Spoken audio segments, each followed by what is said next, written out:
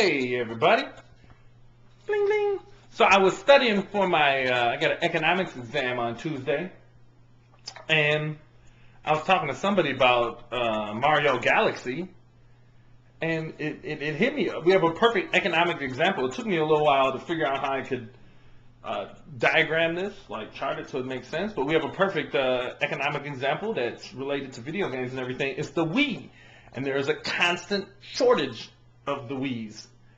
And I think I can show you, I can explain to you why that is right here in a little graph, in a little graphic. Up here in the corner I put, just so you remember, the usual supply and demand thing. P is the price. So as the price the price of something rises, the suppliers want to make their, they want to make it because the price is high, they'll get more money. But also as the price rises, the demand, us, the people, don't want it as much. See, this is quantity, so people will want less when the price goes up, right? So that's the usual supply and demand thing. That's like, this represents the supply when there's a whole market of people, making a bunch of things. And I was trying to figure out, how can I show this with, what's going on with the Wii? And this is what's going on. I pulled up an article. I'll post the link to it. But right now they're making 1.8 million Wiis per month, okay? So usually we have a supply thing that's going like this, but right now there's only one person supplying Wiis, Nintendo.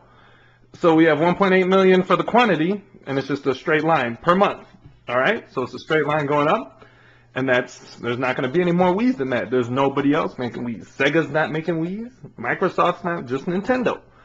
And they have a fixed price of $250 per unit. And if we look here, this is going to be the demand for the Wii. This is the people. So, I mean, let's say the Wiis were flexible. If they raise the price of the Wii to, like, let's say $1,000, like almost no one would want them. See, the quantity is less. If they raise the Wii to 1,000, the quantity less. But where they have the Wii right now, they have it at 250. And what that has done is, this is, my virtual demand curve.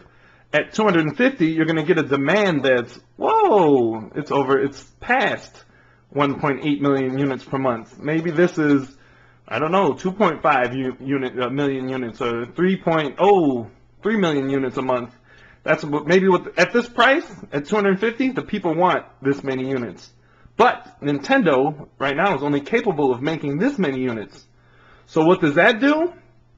I'm not sure if this is a completely accurate reflection. I haven't really been taught this yet.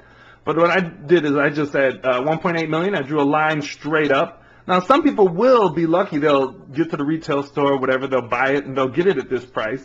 Even though they get it for 250, the actual value of the unit is somewhere closer to, you see, we follow the demand curve back, and it's somewhere closer to like 400. Actually, I was looking on eBay, $350, $400 that they sell for. So they buy, they got a fixed price. They buy the unit for this much. But because of demand, how the demand works with the Wii, it's actually worth this much. And I just thought, I'm studying and stuff. It was interesting. Oh yeah, I called it Wiinomics. It was an interesting thing to point out there. So real quickly, again, this is demand curve. And the way it works, as the price falls, the demand, this is quantity, goes up, the demand rises. And usually, as the price falls, if we look at on the supply side, the price falls, the suppliers want to make less. As the price rises, suppliers want to make more, people want to buy less. But with the Wii, we only have one supplier, Nintendo, and right now they're only cranking out 1.8 million a month.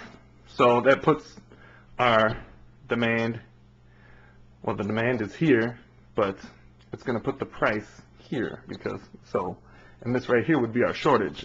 I don't know exactly how many million units a month they'd be at, and I don't know why they set the price at 250. I'm guessing that, I don't know, maybe they thought it wasn't going to be that popular.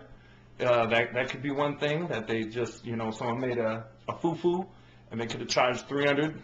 It could be that it's a whole marketing thing and they keep it at 250 units to make some kind of false demand, like make it seem like everybody really wants it, when really it's just an issue of, if they priced it at 400, there would be no shortage. That's the price. At 400, there'd be no shortage of Wiis.